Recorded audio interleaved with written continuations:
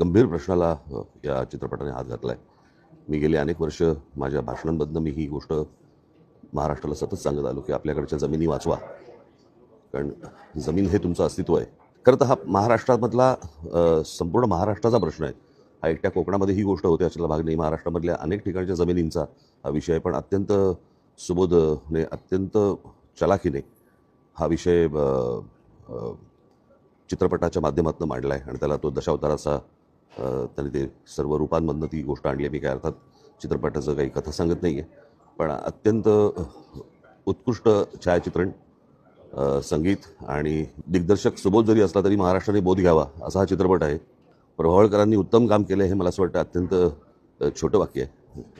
ते खूप मोठे आहेत आणि कमाल केले त्यांनी. बाकीच्याही कलावंत त्यांचे जे चित्रपटामधले आहेत प्रत्येकाने, महेश मांजरेकरनी उत्तम काम केलं आहे, साजेसं काम केलं आहे आणि प्रियदर्शनी ना त्यांनी सुंदर चांगलं काम केलं आहे. हा चित्रपट हा एंटरटेनमेंट आहेच त्याच्यात, पण म्हणून नाही पाहिला पाहिजे. तर महाराष्ट्रातल्या अत्यंत गंभीर विषयाला या चित्रपटाने हात घातला आहे.